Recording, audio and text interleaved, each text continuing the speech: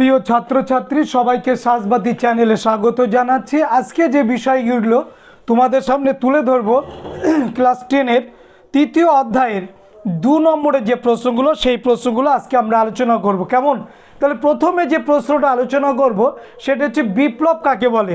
দেখো, বিপ্লব বলতে প্রথমে পৃথিবীতে মানুষ জেনেছে শিল্প বিপ্লব, মানুষ জেনেছে ফরাসি বিপ্লব, মানুষ জেনেছে ফেব্রুয়ারি বিপ্লব, জুলাই বিপ্লব, এই বিপ্লবগুলো মানুষ জেনেছে। তো বিপ্লব মানে কি? বিপ্লব মানে হচ্ছে আমূল পরিবর্তন, অর্থাৎ পুরনো যা কিছু সমস্ত কিছুটাকে ফেলে দিয়ে নতুন সমস্ত কিছুর নতুনত্ব, শিক্ষায়, সংস্কৃতিতে, চেতনায়, রাজনীতিতে, অর্থনীতিতে, সমস্ত কিছুতেই যে পরিবর্তন, সেটাকেই বলছি আমরা বিপ্লব। অর্থাৎ এক কথা আমূল পরিবর্তন, সংস্কার নয় যে রাস্তা খারাপ হয়ে গেল সেই জায়গাটা মেরামত করে দিলাম, রাস্তা আবার সুন্দর হয়ে গেল, এটা নয়। ওই রাস্তাটা পুরোপুরি পাল্টাবে, তবেই বিপ্লব হবে। যে কাঁচা রাস্তা ছিল পাকা রাস্তা হয়েছে, মাটির বাড়ি ছিল সেটা এখন পাকা কংক্রিটের বাড়ি হয়েছে। এই রকম পরিবর্তন হতে হবে। শিক্ষা, সংস্কৃতি, রাজনৈতিক, শিল্প, সংস্কৃতি সমস্ত কিছুতে আমূল পরিবর্তন হলে তবে বিপ্লব হবে। যেমন ফ্রান্সে ফরাসি বিপ্লব ছিল, পূর্ব রাজবংশ, সেখান থেকে জনগণের শাসন ক্ষমতা চলে এলো, এটা বিপ্লব। বোঝা গেল কি বলেছি? নেক্সট হচ্ছে দ্বিতীয় পর্বে চুয়ার বিদ্রোহের দুটো কারণ লেখো। দেখো, 1798 থেকে 99 খ্রিস্টাব্দ পর্যন্ত দুর্জন সিং, রানী শিরোমণি এবং জগন্নাথ ধল আমরা দেখেছি যে এদের নেতৃত্বে এই সন্ন্যাসী দ্বিতীয় পর্বে চুয়ার বিদ্রোহ হবে। এবং এই চুয়ার বিদ্রোহ দ্বিতীয় পর্বে যে চুয়ার বিদ্রোহ হবে সেটা হচ্ছে কোম্পানি যে কর্তৃক যে জমিদার তারা যে রাজস্ব নির্ধারণ করেছিল, সেই রাজস্ব নির্ধারণের বিরুদ্ধে এই বিপ্লবটা করবে এবং তারা যে অতিরিক্ত কর বা অতিরিক্ত খাজনা দিয়েছিল তার বিরুদ্ধে বিপ্লব করবে। এবং চুয়ারদের যে নিজস্ব পেশা ছিল সেই পেশা থেকে যখন তারা আঘাত করে, অর্থাৎ পেটে যদি কেউ লাথি মারে কিন্তু মানুষ তখন কিন্তু বসে থাকে না, সেও কিন্তু চাইবে তার বিরুদ্ধে প্রতিবাদ জানানোর জন্য। তাহলে দ্বিতীয় পর্বে চুয়ার বিদ্রোহ এই কারণগুলো, অর্থাৎ জমিদারদের কর্তৃক যে কর রাজস্ব চাপানো, চুয়ারদের চিরাচরিত পেশাতে আঘাত, এই কারণগুলোর জন্য দ্বিতীয় পর্বে চুয়ার বিদ্রোহ হয়েছিল। নেক্সট প্রশ্ন, চুয়ার বিদ্রোহের দুটি ফলাফল কি? চুয়ার বিদ্রোহ দুটো ফলাফল আমরা জানি যে চুয়ার বিদ্রোহ গুরুত্বপূর্ণ বিদ্রোহ হলেও এই বিদ্রোহ ব্যর্থ হয়েছিল। তো সেই ব্যর্থতার জায়গায় আমরা দেখব যে প্রথম যেটা আমরা দেখব, জমিদাররা চুয়ারদের যে ঐক্যবদ্ধ যে আন্দোলন চলছিল সে আন্দোলনে ফাটল সৃষ্টি করবে এবং তার ফলে ব্যর্থ হবে, নেতৃত্বের অভাবের জন্য ব্যর্থ হবে। এবং পরবর্তীকালে আমরা দেখব চুয়ারদের প্রতি ব্রিটিশ সরকার যে তীব্র শোষণ চালাবে এই আন্দোলনকে স্তিমিত করবার জন্য বা ধ্বংস করবার জন্য, তাদের ওপরে যে শোষণ চালাবে, যে শোষণের শিকার চুয়াররা হবে, যা দেখে আর অন্যান্য বিক্ষোভকারীরা বা ব্রিটিশ বিরোধী মানসিকতার লোকেরা যাতে মাথা তুলে দাঁড়াতে না পারে এমনভাবে শারীরিক অত্যাচার বা শারীরিক নির্যাতন করেছিল, যার ফলে এই বিদ্রোহটা দমন হতে বাধ্য হয়েছিল। নেক্সট প্রশ্ন, কোল বিদ্রোহের দুটো কারণ। কোল বিদ্রোহ হয়েছিল 1831 থেকে 32, তোমরা জানো কোল বিদ্রোহ হয়েছিল। এবং সেই কোল বিদ্রোহের যে কারণগুলোর মধ্যে আছে যে কোলদের ওপরে, এখানেও চুয়ার বিদ্রোহ আর সাঁওতাল বিদ্রোহ, কোল বিদ্রোহ, দেখবা কিছু কিছু বিদ্রোহের আমি একটা গুরুত্বপূর্ণ জিনিস বলে দিই। দেখো, সমস্ত বিদ্রোহ দেখবে রাজস্ব, সমস্ত বিদ্রোহ দেখবে ওদের নিজস্ব পেশা জীবন জীবিকায় আঘাত করা, মানে কমন কিছু কিছু প্রশ্ন, কমন কিছু কিছু উত্তর আছে, সেইগুলো কিন্তু তোমরা দেখে যাবে। তাহলে এখানেও তাই কোলদের ওপরে যে অতিরিক্ত রাজস্ব, সেই রাজস্ব চাপিয়েছিল এবং তাদের যে অত্যাচার, অর্থাৎ রাজস্বকারী অর্থাৎ নির্ধারণকারী জমিদার যে অত্যাচার, ব্রিটিশদের যে অত্যাচার, সেটাও একটা কারণ। এবং এই কোলদের ইচ্ছার বিরুদ্ধে যে চাষটা করতে দিয়েছিল সেটা হচ্ছে আফিম চাষ, তোমরা জানো। সেই আফিম চাষে করতে গেলে তাদের ক্ষতি হতো, তাদের যেমন জমির ক্ষতি হতো, জমির সম্পদের ক্ষতি হতো, জমির ফসলের পরবর্তী ফসলে এখানে উৎপাদন কম হতো। যেমন বাংলায় নীল কেন করতো না? নীল করলে জমির উৎপাদন ক্ষমতা কমে যাবে এবং নীল চাষ করলে বিঘা প্রতি 1.5 টাকা লস। তাহলে কেন করতে যাবে? জেনে শুনে কেউ বিষ পান করতে যায়? ঠিক এখানেও তাই, যে কোলরা কেন আফিম চাষ করতে যাবে, কিন্তু জোর করে আফিম চাষ করাতো। তাহলে জোর করে যখন করাচ্ছে, কোলরা তার বিরোধিতা করছে এবং বিরোধিতা করতে গিয়ে তারা শোষণের শিকার হচ্ছে। সে জমিদারদের থেকেও শোষণের শিকার হচ্ছে, সে ইংরেজদের থেকেও শোষণের শিকার হচ্ছে। এই জন্য এবং ব্রিটিশদের বিভিন্ন আইন ওরা বলবৎ করেছিল। দেখো তারপরের প্রশ্ন আমি যেটা রেখেছি যে দিকু কাদের বলা হয়? দিকু, দিকু কাদের বলে? অর্থাৎ এই যে উপজাতি সম্প্রদায়ের মানুষগুলো, কোল, ভিল, সাঁওতাল, মুন্ডা, ওরাং, হো, এই যে মানুষগুলো আমরা দেখেছি, সেই মানুষগুলোর ওপরে আমরা দেখলাম যে বহিরাগত সুদখোর, জমিদার, মহাজন, এরা কিন্তু অত্যাচার করছে, দারোগা, পুলিশ, এরা গিয়ে কিন্তু অত্যাচার করছে, ইংরেজ এখানে গিয়ে অত্যাচার করছে। তাই ওদের কথায়, অর্থাৎ এই উপজাতিদের কথায়, যে বহিরাগত দারোগা, জমিদার, সুদখোর, মহাজন যারাই কিনা ওদের অঞ্চলে গিয়ে ঢুকতো, তাদেরকেই ওরা ওদের ওই ভাষায় দিকু বলতো। দিকু কথার অর্থ হচ্ছে বহিরাগত, অর্থাৎ এই বহিরাগতদের শোষণ, শাসন, অত্যাচারের বিরুদ্ধে ওরা লড়াই বা সংগ্রাম করেছিল। তাহলে কি বলবো আমরা? দিকু কাদের বলছি? বহিরাগত, সুদখোর, জমিদার, ব্যবসায়ী, রাজস্ব সংগ্রহকারী, পুলিশ, দারোগা, মহাজন সবাই কিন্তু দিকু বলে পরিচিত হতো। এই একটা কারণ কিন্তু আমরা দেখেছিলাম যে কোল এবং সাঁওতাল বিদ্রোহ যখন হয় তখন তার কারণের মধ্যে অন্যতম কারণ ছিল এই দিকুদের শাসন, শোষণ বা অত্যাচার। নেক্সট হচ্ছে সন্ন্যাসী বিদ্রোহের বা ফকির বিদ্রোহের প্রকৃতি কেমন ছিল? দেখো সন্ন্যাসী বিদ্রোহ বা ফকির বিদ্রোহ আমরা জানি 1763 থেকে 1800 খ্রিস্টাব্দ পর্যন্ত বাংলার বুকে সবার আগে সর্বপ্রথম যে কৃষক বিদ্রোহ, তার নাম হচ্ছে সন্ন্যাসী এবং ফকির বিদ্রোহ। যে সন্ন্যাসী ও ফকির বিদ্রোহের কথা আমরা দেখতে পাই আনন্দমঠ উপন্যাসে বঙ্কিমচন্দ্র চট্টোপাধ্যায়ের। সেই সন্ন্যাসী এবং ফকির বিদ্রোহের কারণে আমরা দেখছি যে এই কৃষকরাই ছিল এই বিদ্রোহের প্রধানতম প্রাণ শক্তি। সেই কৃষকদের ওপরে ইংরেজদের শোষণ নেমে এসেছিল, অত্যাচার নেমে এসেছিল, রাজস্বের চাপ নেমে এসেছিল, তার বিরুদ্ধে কিন্তু ওরা প্রতিবাদ করেছিল এবং তাদের সন্ন্যাসীদের যে পবিত্র স্থান, পবিত্র ভূমি, তীর্থক্ষেত্রগুলো বা দরগাগুলো, সেখানে কিন্তু অতিরিক্ত রাজস্ব চাপিয়েছিল, তার জন্যও কিন্তু বিদ্রোহ করেছিল এবং কৃষকদের শাসন, শোষণ, অতিরিক্ত রাজস্ব চাপ, তার বিরুদ্ধেও কিন্তু আন্দোলন করেছিল এবং এই অত্যাচারের বিরুদ্ধে সন্ন্যাসীরা লাগাতারভাবে আন্দোলন করে একদম 1763 থেকে 1800 খ্রিস্টাব্দ পর্যন্ত এবং দেবী চৌধুরানীদের নেতৃত্বে আমরা দেখব এই আন্দোলনটা আরও তীব্র থেকে তীব্রতর হবে। সঙ্গে থাকবে মজনু শাহ, চিরাগ আলী, ভবানী পাঠক, এদের মতো নেতৃত্বরা দেবী চৌধুরানীর মতো। এবার আমরা দেখছি যে তাহলে প্রকৃতিটা কেমন ছিল। এবার প্রকৃতির মধ্যে আমরা দেখব যে অনেকে এই সন্ন্যাসী ফকির বিদ্রোহ সম্পর্কে বিভিন্ন রকম উক্তি বা মন্তব্য করেছে, যেমন ওয়ারেন হেস্টিংস তিনি বলেছেন হিন্দুস্তানের যাযাবর, তাই তো, হিন্দুস্তানের যাযাবর বলে অভিহিত করেছেন, পেশাদার ডাকাতদের উপদ্রব বলে অভিহিত করেছেন। তাহলে এই হচ্ছে সন্ন্যাসী এবং ফকির বিদ্রোহের প্রকৃতিটা। তাহলে মূলত ছিল কিন্তু কৃষক বিদ্রোহ, এটা কিন্তু মাথায় রাখতে হবে। পরবর্তীকালে আমরা দেখব যে অন্যান্য সম্প্রদায় বা কৃষক সম্প্রদায় বা হিন্দু মুসলমান সব সম্প্রদায়ের একদম নিচু স্তরের মানুষরা, কৃষিজীবী মানুষরা এতে অংশগ্রহণ করবে। নেক্সট হচ্ছে তিতুমির। কে তিতুমির? বাংলায় ওয়াবি আন্দোলনের, এখানে একটা কথা বলে রাখি, ওয়াবি আন্দোলন শুরু হয়েছিল আরবের সৈয়দ আব্দুল ওহাব। ভারতবর্ষে ওয়াবি আন্দোলন শুরু করে আমরা দেখব যে সৈয়দ আহমেদ খান ভারতবর্ষে, এবং বাংলাতে ওয়াবি আন্দোলন শুরু করবেন কে? তিতুমির, যার প্রকৃত নাম মীর নিসার আলী। তাহলে তিতুমির কে? তাই তো, তিতুমির হচ্ছেন বাংলার ওয়াবি আন্দোলনের অন্যতম নেতা এবং বাঁশের কেল্লার নির্মাতা, যিনি ব্রিটিশদের বিরুদ্ধে বাঁশের কেল্লা নির্মাণ করে সশস্ত্র আন্দোলনের ডাক দিয়েছিলেন, মনে থাকবে। এবং 1831 খ্রিস্টাব্দে তার মৃত্যুবরণ হবে, কিন্তু মৃত্যুর সঙ্গে সঙ্গে তিনি রেখে গিয়েছিলেন স্বাধীনতার স্বপ্নের বীজ। নেক্সট, এবার হচ্ছে বাঁশের কেল্লা কী জন্য বিখ্যাত? বাঁশের কেল্লা অর্থাৎ বাংলার ওয়াবি আন্দোলনের নেতা তিতুমির বা প্রকৃত নাম ছিল মীর নিসার আলী। তিনি প্রথমে এটা ধর্ম সংস্কার আন্দোলন যাবে শুরু করলো।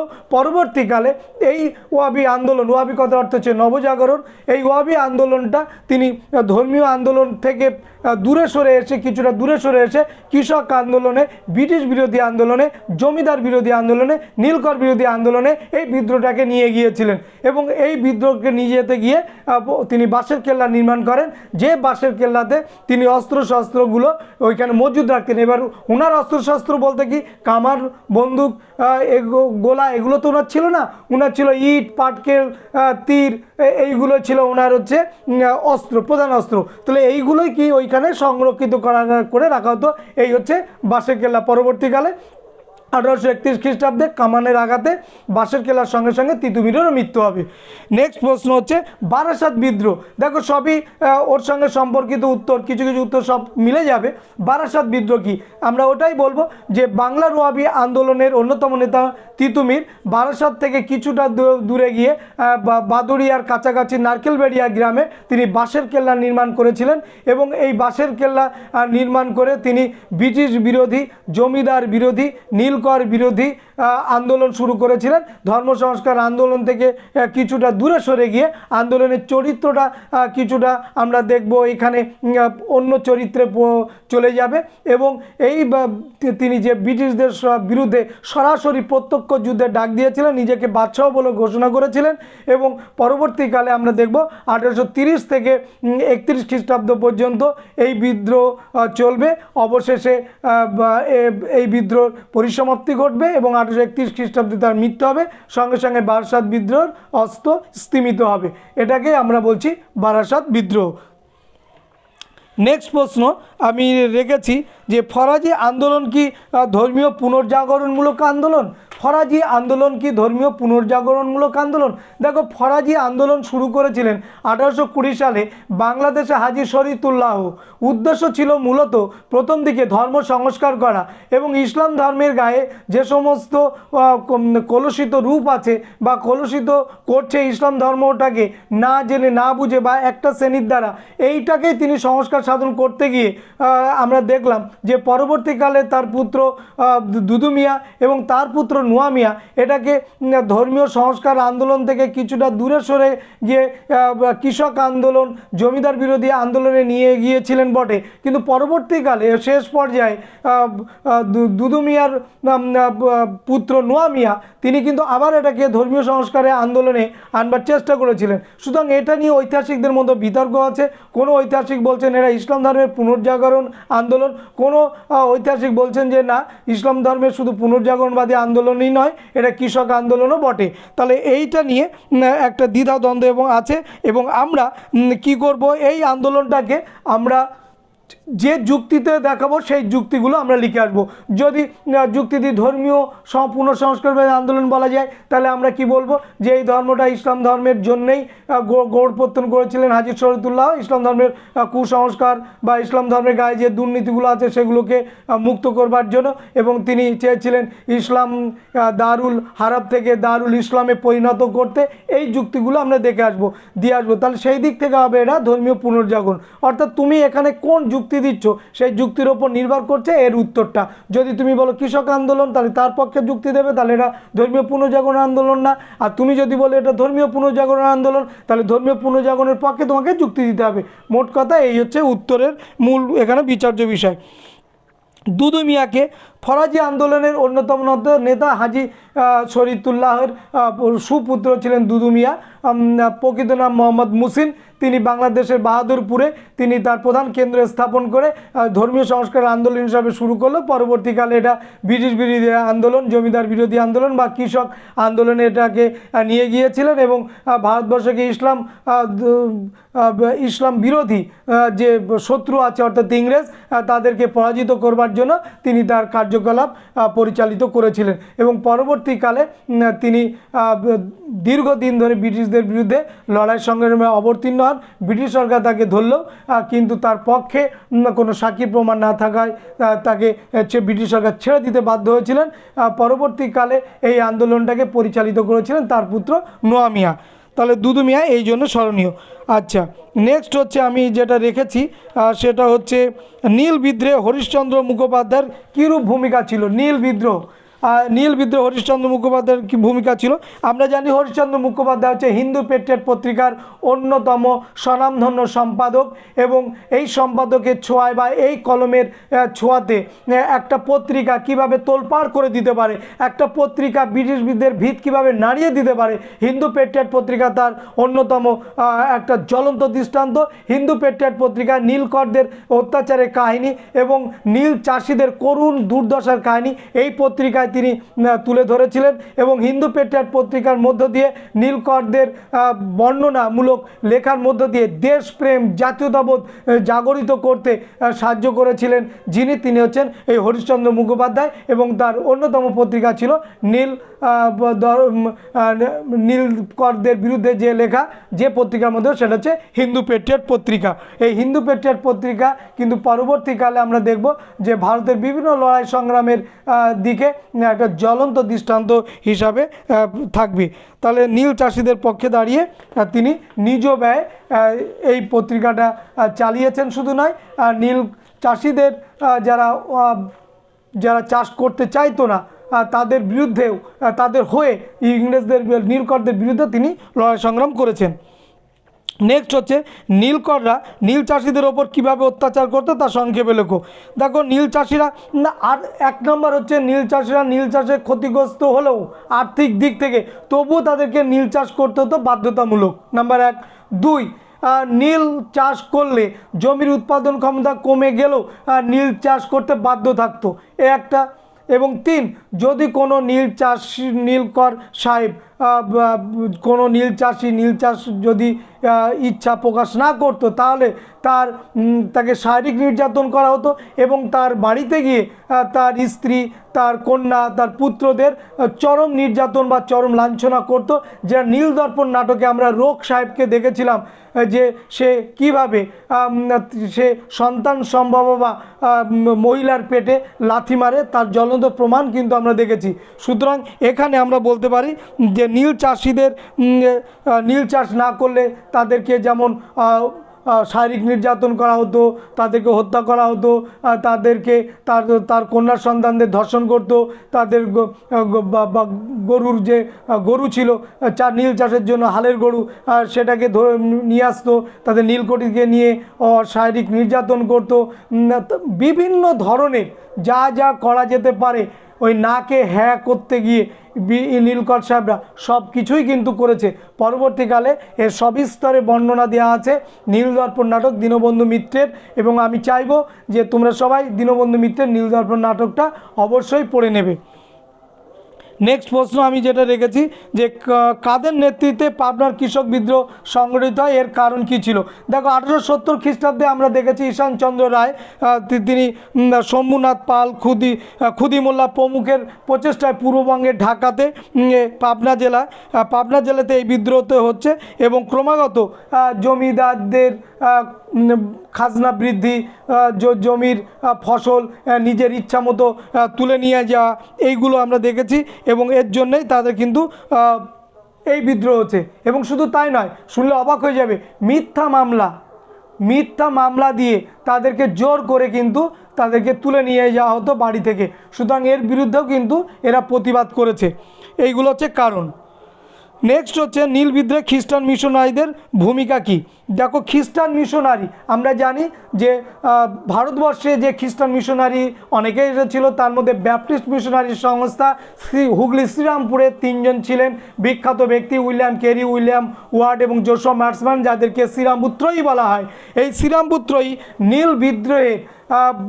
নীল যে বিদ্রোহ সেই বিদ্রোহের পক্ষে দাঁড়িয়ে কিন্তু এরা তাদের কণ্ঠ থেকে তাদের প্রতিবাদের স্বর বা সুর কিন্তু এরা কিন্তু তুলে এনেছিল। শুধু কণ্ঠ থেকে না, তাদের বিভিন্ন লেখার মধ্য দিয়েও তারা কিন্তু প্রতিবাদ জানিয়েছিল।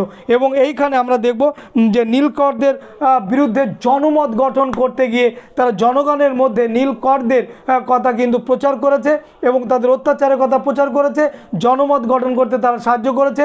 এবং শুধু তাই নয়, পত্রিকার মাধ্যমেও জনমত গঠন করতে তারা কিন্তু সাহায্য করেছে। এবং তোমরা জানো, সমাচার চন্দ্রিকা, সমাচার দর্পণ, বাইবেল, আমাদের ভারতীয় বিভিন্ন যে আমাদের গ্রন্থগুলো আছে, বেদ, উপনিষদ, এগুলোর অনুবাদ সাহিত্য ওখান থেকে পড়ে বের হয়েছে। স্কুল বুক সোসাইটির সমস্ত বই ওইখান থেকে তোমরা সবাই জানো। তাহলে ওইখান থেকে প্রকাশ হয়েছে এবং ওইখান থেকে কিন্তু প্রচারও হয়েছে। তাহলে এই কাজটাও করা কিন্তু দুর্ধর্ষ কাজ। তাহলে জনমত গঠন করতে এবং নীলকর সাহেবদের বিরুদ্ধে কথা বলতে এবং নীলকর চাষি যারা চাষ করছে ইচ্ছাই নয় তাদের হয়ে কথা বলতে এবং তাদের হয়ে রুখে দাঁড়াতেও কিন্তু এরা পিছুপা হয়নি। তাহলে এই যে চরম সাহস এবং শক্তির পরিচয় আমরা দেখছি যে খ্রিস্টান মিশনারিরা করেছেন। কারা তারা? তারা হচ্ছে উইলিয়াম ক্যারি, জোশুয়া মার্সম্যান এবং উইলিয়াম ওয়ার্ড। পরের প্রশ্ন, কে কবে কোথায় ওয়াহাবি আন্দোলন সূত্রপাত করেন? দেখো, ইসলাম ধর্মের মধ্যে যে কুসংস্কার আছে, ইসলাম ধর্মের যে সংকীর্ণতা, সেটা একটা দিক, এই দিকটাকে উন্মোচিত করছিল একটা শ্রেণীর মানুষ। তাদের হাত থেকে ইসলাম ধর্মকে রক্ষা করবার জন্য আমরা দেখব যে ওয়াহাবি আন্দোলন শুরু করবেন আরব দেশের সৈয়দ আব্দুল ওয়াহাব, এবং তারই অনুপ্রেরণা পেয়ে সৈয়দ আহমেদ খাঁ তিনি হজে যাবেন এবং তারই অনুপ্রেরণা পেয়ে তিনি ভারতবর্ষে এই ইসলাম ধর্মের কুসংস্কারকে হাত থেকে মুক্ত করবার জন্য পর্দা প্রথা, তালাক প্রথা, মুসলমানদের মধ্যে বহু বিবাহ, এইগুলোর বিরুদ্ধচারণ করে তিনি শুধু ক্ষান্ত হননি, এর বিরুদ্ধে জনমত গঠন করেছেন এবং ইসলাম যে সৌভ্রাতৃত্বমূলক একটা ধর্ম, সেই ধর্মের পক্ষে মানুষকে কাছে নিয়ে আসবার জন্য তাদের কিন্তু লড়াই বা আন্দোলন বা সংগ্রাম ছিল, যেটা করেছেন সৈয়দ আহমেদ খাঁ, যেটা করেছে তিতুমির, যেটা করেছেন হাজী শরীয়তুল্লাহ। আমরা দেখব এখানেও সেই আন্দোলনটা করেছে। আচ্ছা, তাহলে ওয়াহাবি আন্দোলন শুরু করেছিলেন কে? সৈয়দ আব্দুল ওয়াহাব। কোথায়? আরব দেশে। অনেকে ভুল করে যে প্রশ্ন না বুঝেই উত্তরটা দিয়ে দেয়, সুতরাং এখানে কিন্তু প্রশ্নটা বুঝে উত্তর দিতে হবে যে ওয়াহাবি আন্দোলনের সূত্রপাত কিন্তু আরব দেশের সৈয়দ আব্দুল ওয়াহাব, তার নাম অনুযায়ী নাম হচ্ছে ওয়াহাবি আন্দোলন। নেক্সট, ভারতে ওয়াহাবি আন্দোলন সূত্রপাত করেন সৈয়দ আহমেদ খান, আর বাংলায় ওয়াহাবি আন্দোলন সূত্রপাত করেন কিন্তু তিতুমির, এটা কিন্তু মনে রাখতে হবে। নেক্সট প্রশ্ন, সন্ন্যাসী ফকির বিদ্রোহের ব্যর্থতার কারণ কি? তাহলে 1763 থেকে 1800 খ্রিস্টাব্দ পর্যন্ত দীর্ঘক্ষণ ধরে চলল যে বিদ্রোহ, তার নাম হচ্ছে সন্ন্যাসী ফকির বিদ্রোহ। আচ্ছা, এই বিদ্রোহ ব্যর্থতার কারণের মধ্যে আমরা যেটা দেখব সেটা হচ্ছে, প্রথম কথা হচ্ছে 1 নম্বর কারণ লক্ষ্যের অভাব, 2 নম্বর কারণ সাংগঠনিক নেতৃত্বের অভাব, 3 নম্বর কারণ সুনির্দিষ্ট কর্মসূচি। শুধু বিক্ষোভ থাকলেই হবে না, বিক্ষোভকে বিপ্লবে পরিণত করতে হবে এবং বিপ্লবে পরিণত করতে গেলে লক্ষ্য দরকার, সুযোগ্য নেতৃত্ব দরকার, দূরদৃষ্টি সম্পন্ন নেতৃত্ব দরকার এবং সুনির্দিষ্ট কর্মসূচি দরকার। এইগুলো কিন্তু সন্ন্যাসী ফকির বিদ্রোহের মধ্যে অভাব ছিল, যার জন্য দীর্ঘদিন ধরে চললেও ভারতের এই প্রথম কৃষক আন্দোলন মুখ থুবড়ে পড়েছিল। বোঝা গেল কি বললাম? তাহলে কি বললাম? সুনির্দিষ্ট লক্ষ্যের অভাব, সুনির্দিষ্ট কর্মসূচির অভাব, দূরদৃষ্টি নেতৃত্বের অভাব। বোঝা গেল? নেতৃত্বের এই অভাবের জন্য দেখো স্বরাজ্য দল মুখ থুবড়ে পড়ে, নেতৃত্বের এই অভাবের জন্য দেখো জিরোদের ইয়ং বেঙ্গল আন্দোলন মুখ থুবড়ে পড়ে, এই নেতৃত্বের অভাবের জন্য রামমোহনের মৃত্যুর পর ব্রাহ্ম সমাজ বা আত্মীয় সভা বা ব্রাহ্ম আন্দোলন সমস্ত কিছু কিন্তু মুখ থুবড়ে পড়ে। তাহলে নেতৃত্ব কিন্তু একটা দুর্ধর্ষ ভূমিকা পালন করে। সেই নেতৃত্ব কিন্তু আমরা দেখব দেবী চৌধুরানী, মজনু শাহ, ভবানী পাঠকের পর এই নেতৃত্ব দেওয়ার মতন কেউ ছিল না, যার ফলে আন্দোলনটা মুখ থুবড়ে পড়ে। নেক্সট আমি যে কথাগুলো বলবো সেটা হচ্ছে এই প্রশ্নগুলো না আমরা তো দেখবই, কিন্তু এই অধ্যায়ে আরও কিছু প্রশ্ন আছে, সেই প্রশ্নগুলো তোমরা অবশ্যই দেখবে। কিন্তু এই অধ্যায়ের যে প্রশ্নগুলো সব থেকে সহজ বা যে প্রশ্নগুলো সব থেকে আসার মতো প্রশ্ন বিভিন্ন সালে এসেছে, সেই প্রশ্নগুলো নিয়েই কিন্তু আলোচনা করলাম। এর বারেও কিন্তু অনেক প্রশ্ন আছে, অবশ্যই সেগুলো দেখবে। আর চ্যানেলটি ভালো লাগলে তোমরা অবশ্যই চ্যানেলের পক্ষে মতামত জানিয়ে সমৃদ্ধ করবে এই চ্যানেলকে সামনের দিন এগিয়ে যাওয়ার জন্য। সবাইকে ধন্যবাদ।